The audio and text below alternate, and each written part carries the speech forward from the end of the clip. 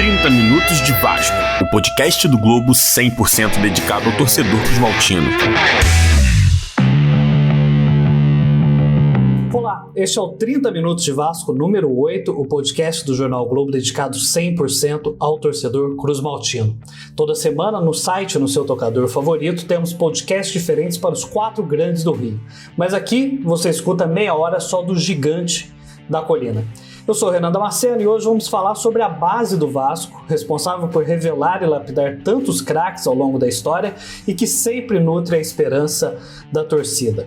Quem está de volta aqui comigo, depois de merecidas férias, é Bruno Marinho, setorista do Vasco nos jornais O Globo e Extra. Tudo bem, Marinho?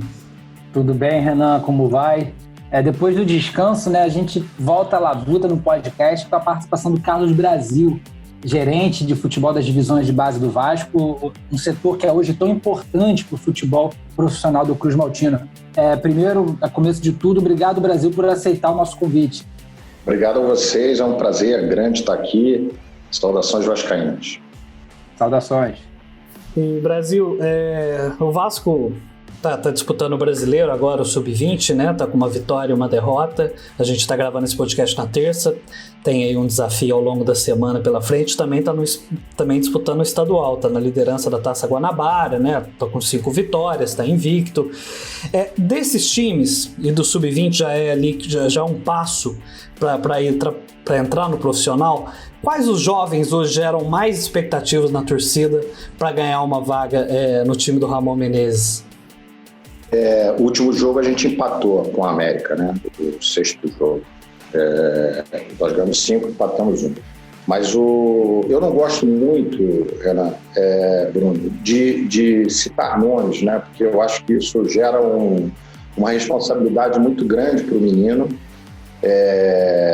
Logicamente que hoje há um acompanhamento natural dos torcedores com as categorias de base, principalmente Sub-20 e Sub-17, porque são os jogos que passam na televisão, os campeonatos são campeonatos muito bem organizados hoje pela CBF, principalmente, e pelas federações, no caso a Federação Carioca, no nosso caso, né? Então acaba que o acompanhamento do torcedor está muito próximo. Antigamente a gente ia para o Maracanã para ver preliminar, para poder ver os meninos. Hoje não é tão necessário, as competições são mais qualificadas e há televisão, há internet aí passando o jogo a todo momento. Então, evidentemente que os meninos ficam mais conhecidos. Mas eu diria que hoje há uma expectativa da torcida muito grande, principalmente pelos meninos de último ano, né? Que seria o Caio, o João Pedro, principalmente o Laranjeira e o Everton, né? Que são 4 jogadores de 2000 que devem jogar mais até o final de fevereiro, aí, que é o final da temporada, né? Porque mudou um pouco esse ano por conta da pandemia. E acredito que automaticamente eles sigam para a equipe principal para que possam lá continuar a carreira deles dentro do Vasco. Tem contrato longo, todos eles, então acho que há uma grande possibilidade de que eles possam se destacar também na equipe principal. Principalmente esses 4, por ser último ano, né? Eu estou citando o nome deles por conta disso. Mas a gente, logicamente, tem outros grandes destaques, não só no Sub-20, como no Sub-17, Sub-15, enfim. Eu sempre costumo dizer que a gente tem que ser uma fábrica de talentos, né? Para que a gente tenha renovação sempre, o clube possa ter o retorno técnico, mas também financeiro. Isso é uma realidade dos clubes no Brasil, não tem como fugir. E a gente está gravando esse podcast, Brasil, depois do empate do Vasco contra o Bragantino, que o gol foi justamente do Vinícius, né? Enfim, nesse time principal agora do Ramon, Vinícius, Miranda, Juninho, um pouco antes Thales Magno, Bruno Gomes. Existe uma expectativa sempre de todo ano, que não que vá só 1 ou 2, né? Que vá um grupo, né? Que possa servir esse time principal, né? Eu acho que nesse momento havia uma necessidade grande, né? No time principal do Vasco, o Vasco com um problema orçamentário que é conhecido de todo mundo, né? Fica difícil contratar grandes jogadores. Evidentemente que só os meninos a gente entende também, assim como todos que trabalham com futebol, que acabam não dando conta, é muita responsabilidade em cima deles, né?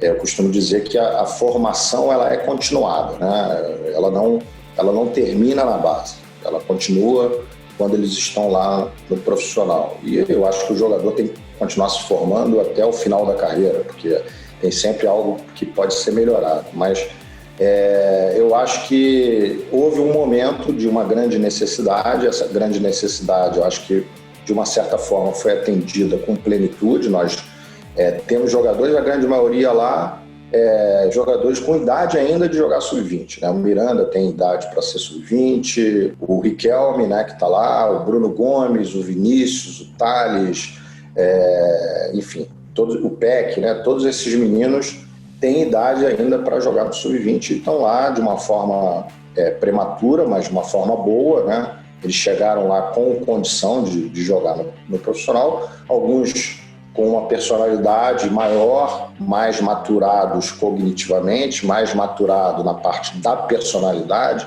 que isso também faz parte da formação, né? A gente sabe que a constituição física, para alguns, ainda falta, mas a grande maioria já vai pronto na questão, entre aspas, na questão física, na questão técnica, acho que já vão preparados para isso, né? Mas muitas vezes ainda não tem a maturidade suficiente. Então, acho que isso é uma questão de desenvolvimento que precisa ser ainda formado, mesmo quando estão no profissional. Então, acho que a torcida tem que ter uma certa paciência, porque é normal que esses meninos oscilem também, tenham boas atuações, no outro jogo caiam de produção. É um ambiente novo para eles, apesar de muitos deles estarem no Vasco há muitos anos. Eu costumo dizer que eles vão na formação jogando com os mesmos jogadores, né? E aí, quando chega no profissional, é uma realidade diferente. Às vezes, a performance deles até é melhor quando junta 4, 5 meninos no mesmo time. Quando é de forma isolada, eles têm um pouco mais de dificuldade, evidente, porque é um ambiente completamente novo para eles. Mas eu acho que esse é o trabalho. A gente tem que estar sempre trabalhando para que tenha a possibilidade de subir o máximo possível com a capacidade de entrar na equipe principal e jogar, né? Não sendo sempre só aquela promessa, enfim. Eu acho que tem que chegar com condição de jogar e enfrentar o jogo da equipe principal, que é um jogo mais pesado, evidentemente, uma faixa etária sempre diferente, né? Eles estão acostumados a jogar sempre com meninos contra da meia idade. Chega lá pegar meninos de 24, 25, 26, 27 anos, 28 anos, são faixa etárias totalmente diferentes. Então é uma realidade diferente que precisa também de um tempo para que eles se adaptem. Ou uns se adaptam muito rápido, outros demoram um pouco mais, e o torcedor precisa ter essa paciência.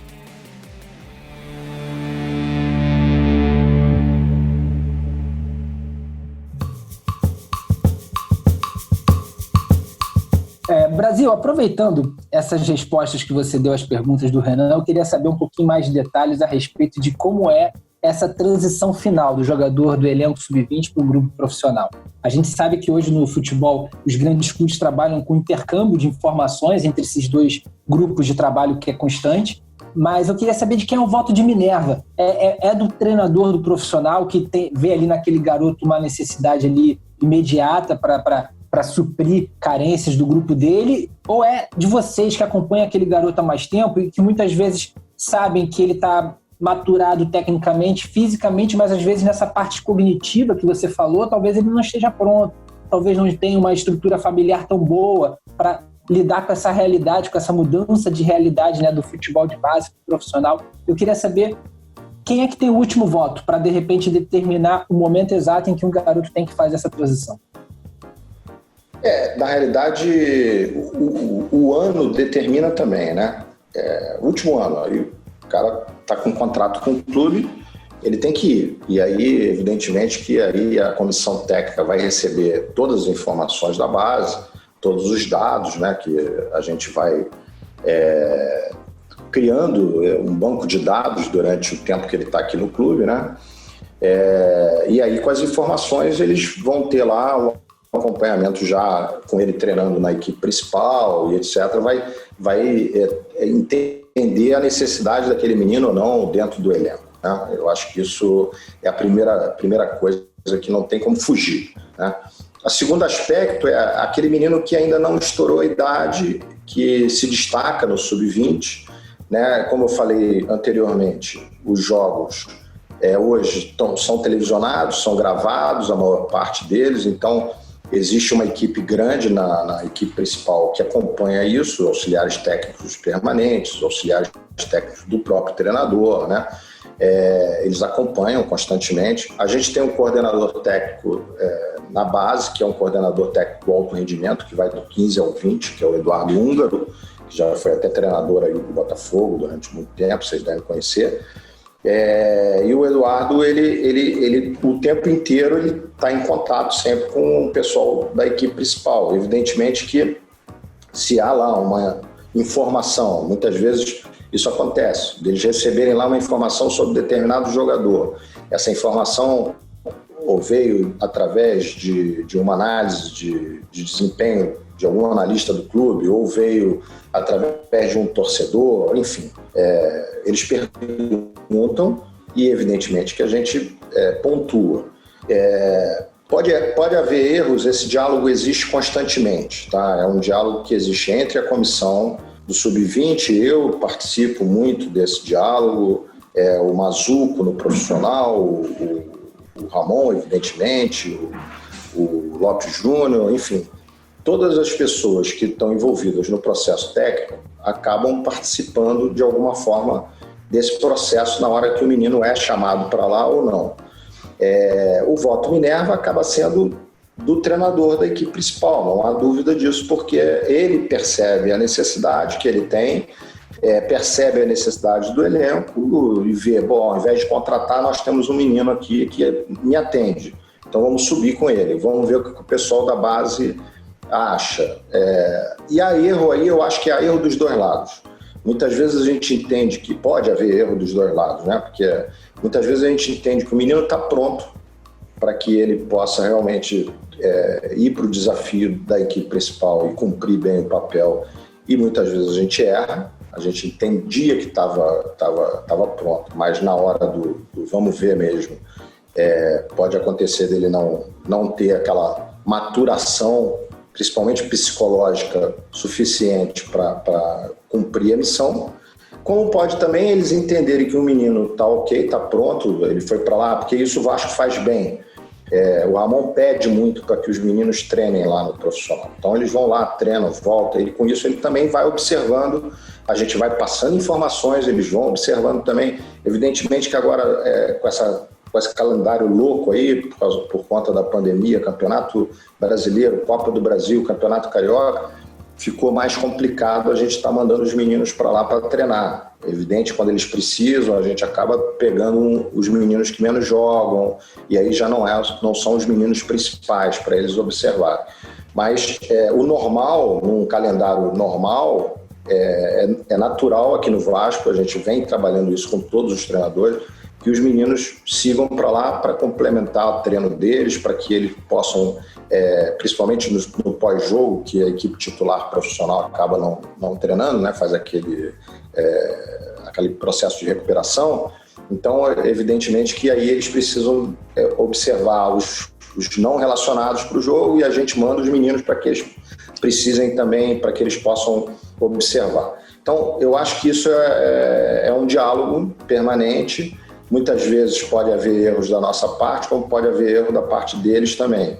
Às vezes eles, como eu disse, veem o menino com potencial, a gente entende que não é hora, mesmo assim eles entendem que porque até por conta da necessidade da equipe principal, e o menino vai bem, e dá certo, e ótimo, a gente torce para que todos deem certo.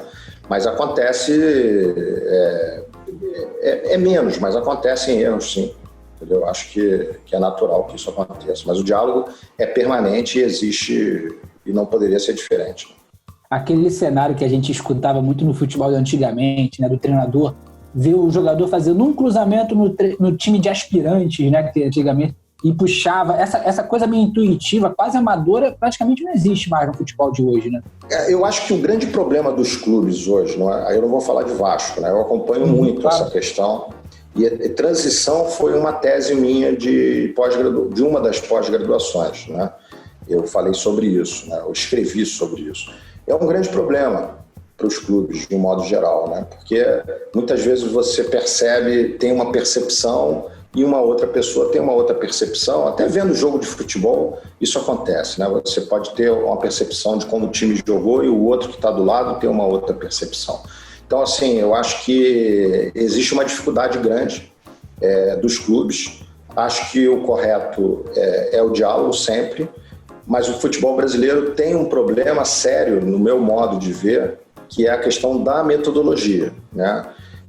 O futebol de base hoje, se você olhar os grandes clubes no Brasil inteiro, tem metodologia na base. Isso faz com que você tenha algumas vantagens. Por exemplo, você tem um modelo de jogo definido, né? Não é o sistema, veja bem, é o modelo de jogo, não é o sistema, a plataforma de jogo. Cada treinador tem a sua opção, tem a sua escolha, e hoje em dia ela é muito híbrida, né, dentro do jogo, né? Você muitas vezes está jogando no 4-4-2, defende no 4-4-2, ataca no 4-3-3, enfim, a plataforma é outra coisa. O modelo de jogo é que eu acho que gera uma adaptação muito rápida na transição dos meninos. Então, por exemplo, você tem os meninos treinando da mesma forma, com o mesmo modelo desde 10 anos de idade. Evidente que quando chegar nos 15, 16, para eles aquilo ali é muito fácil realizar, porque eles seguem o mesmo modelo, né? Eu quero ver essa realidade ainda chegar nas equipes principais de todos os clubes do Brasil, que não é essa a realidade. Por que não é essa a realidade? Porque os treinadores hoje não têm segurança nenhuma de trabalho na equipe principal, né? Infelizmente, né? Eu acho que a CBF, inclusive, deve gerar algo que gere uma segurança maior para que os clubes possam escolher seus profissionais de acordo com o seu modelo, né? Com a sua metodologia, para que essa escolha seja melhor. Você, quando é contratado para trabalhar no jornal, evidentemente que alguém do RH lá do jornal sabe que tipo de profissional que ela está contratando, né? Atende às expectativas que a gente quer? Sim, atende. Naquele momento atende. Vamos ver durante o percurso também profissional da pessoa se ela vai atender a tudo. Mas há uma escolha prévia, há testes prévios, né, de RH. Então, acho que isso aumenta a assertividade, né? Você minimiza muito o erro. E é isso que a gente procura fazer na base. A gente procura contratar treinadores, preparadores físicos, auxiliares dentro daqueles profissionais que entendem o modelo que a gente adotou para dentro do futebol de base. Quando chega no profissional, essa transição já fica um pouco prejudicada, porque cada treinador tem um modelo. Cada treinador cria a sua metodologia. E o clube, isso eu estou falando de um modo geral no Brasil, tá? E os clubes acabam ficando reféns desses treinadores, não porque eles estejam errados, não, porque o futebol não tem certo e errado, né? Tem o que dá certo.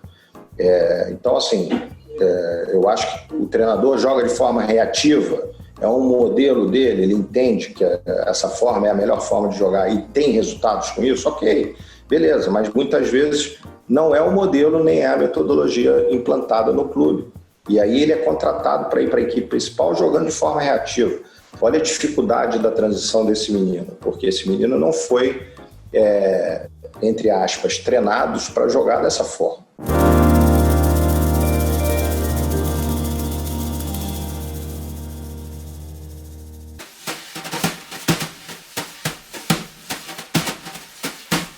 E para falar um pouco dessa questão de transição, eu queria chamar aqui o nosso colunista Carlos Eduardo Mansur para falar justamente como esses jovens que o Vasco subiu nos últimos anos vêm sendo aproveitados pelo técnico Ramon Menezes. Então eu chamo o Mansur do nosso quadro Fala Mansa.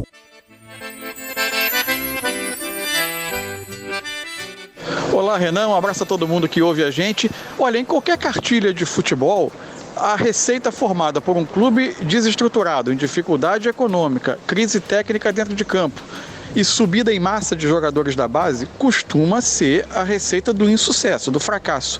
E também para que carreiras jovens, emergentes, não tenham o seu desenvolvimento ideal. porque você acaba depositando uma responsabilidade e o peso muito grande de um time desestruturado em cima nos ombros de jogadores muito novos. E principalmente eles não encontram as condições ideais para se desenvolverem num time que não está estruturado.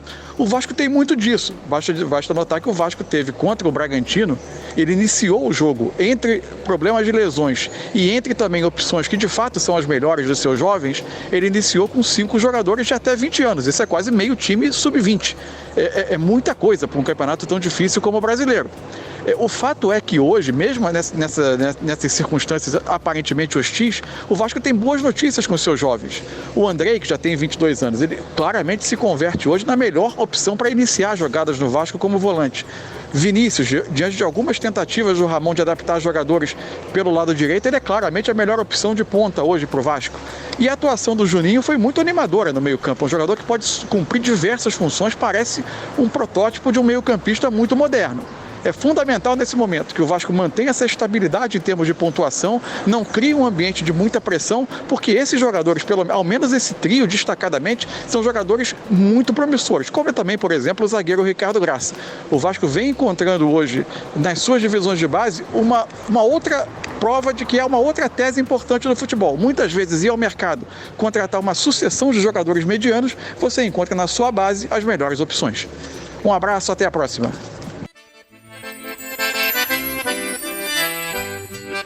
Tá aí o Mansur comentando sobre os jovens no time do Vasco. E para conversar com a gente, mandar sugestões, críticas e até mesmo para cornetar, use no Twitter a hashtag 30MinutosVasco, 30 numeral Minutos Vasco. As perguntas e observações sempre ajudam a nos pautar aqui no nosso podcast. E Brasil, um assunto esse ano específico de 2020 é justamente sobre a questão da pandemia.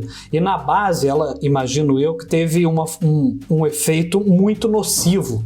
Porque na formação do atleta, quando a gente pensa um ano na vida de formação de atleta, muda completamente o que ele pretende para a carreira dele. A gente teve categorias que tiveram campeonatos atrasados, algumas que nem foram retomados, né? O sub-20 já voltou ao normal, mas aquele atleta ali do sub-16, sub-17 teve um ano aí muito prejudicado, tanto que vocês até estavam pleiteando com a CBF a questão da categoria sub-21.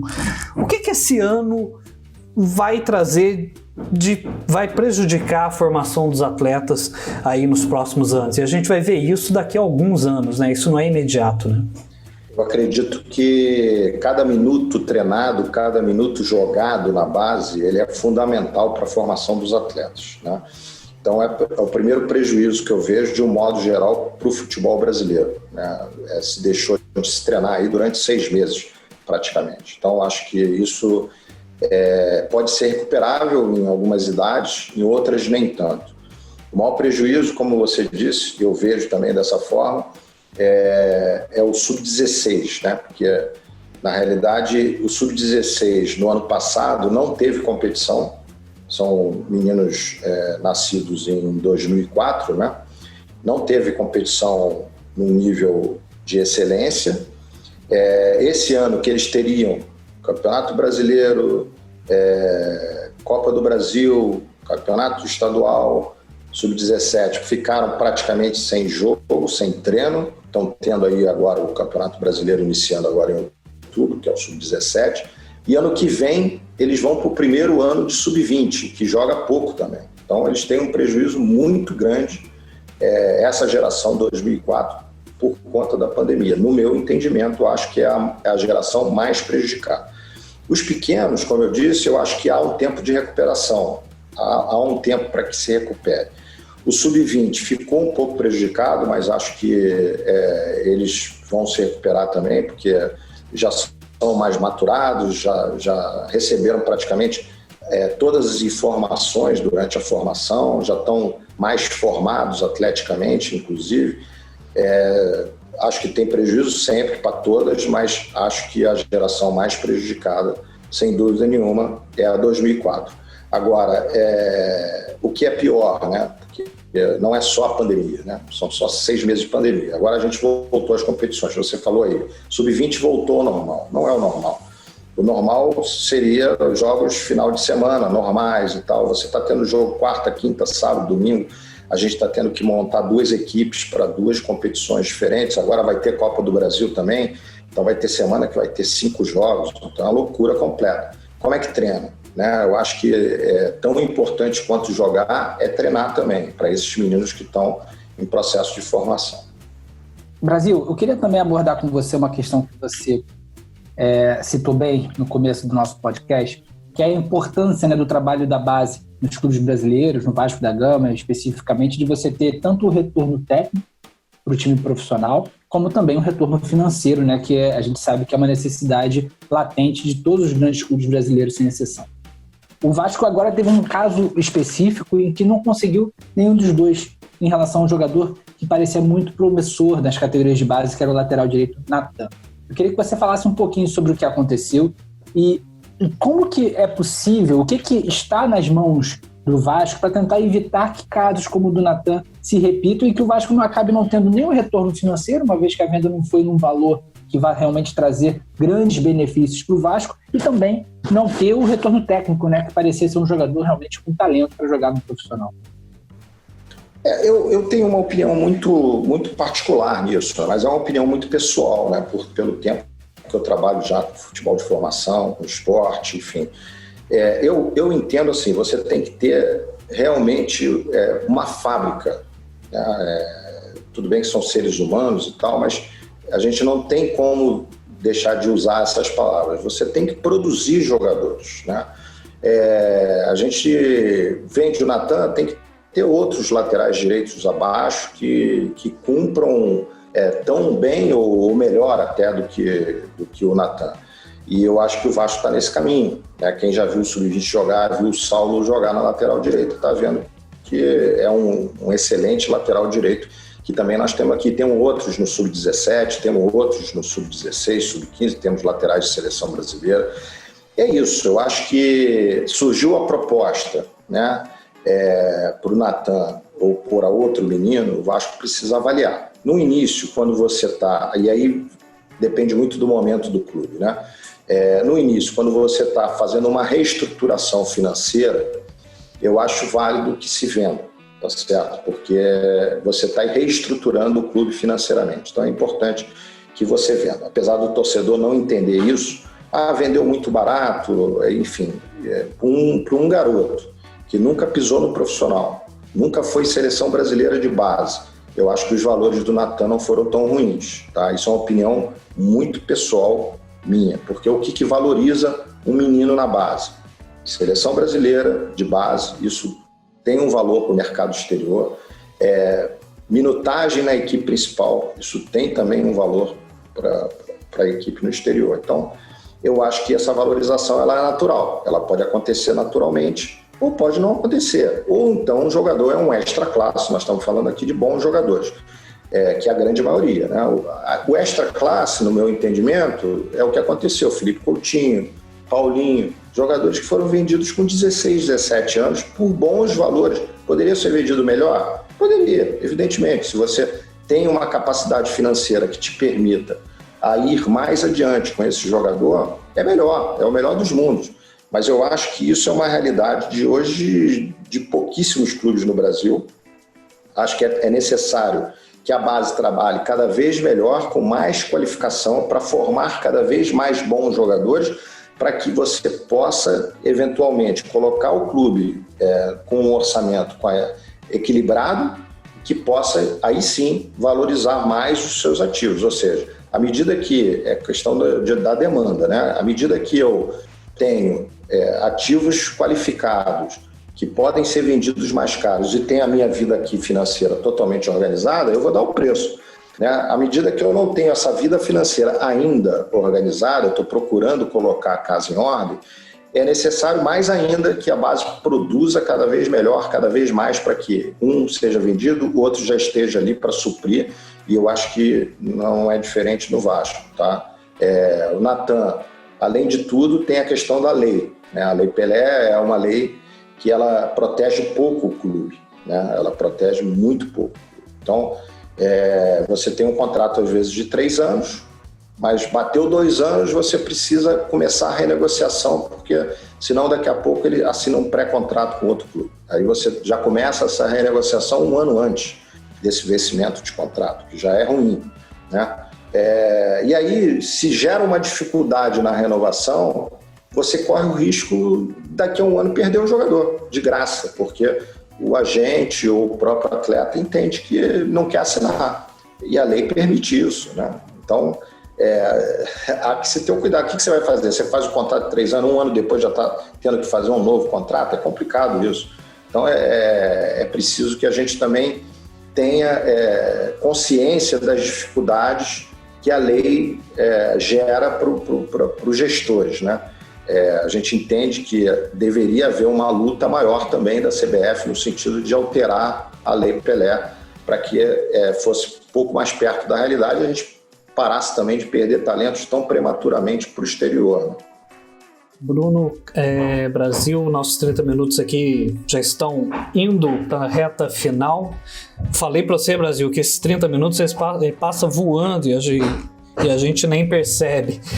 Vamos aqui para os nossos acréscimos, né, que são os palpites aí para os próximos 2 jogos do Vasco, do profissional, ambos fora de casa. Ô Marinho, tem Atlético Mineiro e Bahia pela frente, rapidinho. Como é que é esses 2 jogos aí para o Vasco? Olha, são 2 jogos difíceis, né? Principalmente o Atlético Mineiro, obviamente, enfrentando aí o líder do campeonato. Mas eu tenho expectativas boas por conta da semana cheia de trabalho que o Ramon Menezes vai ter à disposição. Eu acho que ele já encontrou sinais ali que pode melhorar o time com a entrada do Juninho, inclusive deu uma outra dinâmica ao time e também deixou o Thales Magno um pouquinho menos isolado, tanto que a jogada do gol do Vinícius contra o Bragantino sai pela esquerda, pelo Juninho, então foi um jogador que trabalhou um pouco naquela área ali do Thales. Então, apesar de ser um jogo muito difícil, eu acho que a semana cheia e talvez a recuperação física de alguns jogadores, eu acho que dá condições do Vasco fazer um jogo parelho contra o Atlético Mineiro no Mineirão. Em relação ao Bahia, eu acho que vai depender um pouquinho, tá longe. Vou falar só do Atlético Mineiro. Tá certo. E Brasil, você que acompanha bem esses garotos aí, acha que, enfim, Vinícius, Thales, essa turma vai conseguir fazer frente ao Atlético e depois jogar o Bahia fora de casa? Eu acho que os meninos estão sempre preparados e eu acho que quanto mais semana cheia, e como o Bruno bem colocou, que o Ramon tem, ele consegue criar mais ainda um modelo ideal para que eles possam desenvolver todo o potencial que eles têm. Acho que os meninos estão prontos para o desafio. Eu acredito que, como eu falei no início, né, eles oscilam, né, tecnicamente, porque é natural, mas eu acho que eles vão ter mais jogos que se apresentem bem do que mal, né? A gente está vendo aí, como para mim, uma alegria muito grande, o Miranda fazer grandes jogos aí, todos os jogos muito bem, né? Muito bem, muito seguro, né? Muito seguro. Eu acho que é isso, a gente vai ter isso aí também, vão ter meninos que vão chegar lá e vão cumprir muito bem a missão. Acho que o Vasco é um grande time, é uma grande camisa, o Ramon coloca sempre isso muito bem, né? Que os meninos, os jogadores que jogam no Vasco têm que ter consciência da grandeza do clube. O Vasco joga sempre para disputar título, para conquistar os pontos e ganhar dentro de casa ou fora de casa. Tá certo, gente, é isso. E tomara que essas vitórias venham, porque depois de Copa do Brasil, desse ponto perdido contra o Bragantino, o time tá precisando agora de uma nova injeção de ânimo. Gente, tempo esgotado do nosso 30 Minutos de Vasco, podcast do Jornal Globo dedicado exclusivamente à torcida vascaína. Nessa conversa a gente conta com convidados e com a equipe de esportes do Jornal Globo, que são as mesmas pessoas que levam a vocês informações e análises de qualidade todos os dias. Lembrando, nos envie perguntas e sugestões com a hashtag 30 Minutos Vasco, 30 numeral Minutos Vasco. E vocês também podem nos encontrar pelas nossas redes sociais. Brasil, muito obrigado pela sua presença, que o Vasco vá bem aí nas competições, no Brasileiro Sub-20 e principalmente continue trazendo alegrias aí pro time principal, porque eu acho que o torcedor vascaíno tem um carinho muito especial pelos meninos da Colina. Muito obrigado, viu? Obrigado a vocês pela oportunidade, sempre um prazer falar de base. Da próxima vez faz um podcast de 1h30 que a gente tem assunto aí para falar. Isso mesmo, muito obrigado. Saudações vascaínas. Muito obrigado, saudações vascaínas. Bruno Marinho, semana que vem a gente está aqui de novo, né? Com certeza, Renan. Foi um prazer voltar. Estamos de volta acompanhando o Vasco aí tanto no profissional quanto no Sub-20. Ok, muito obrigado, gente. A edição deste podcast é de Matheus Corrêa, coordenação de Roberto Maltic e Thales Machado. Até semana que vem, tchau. 30 Minutos de Vasco, o podcast do Globo 100% dedicado ao torcedor cruzmaltino.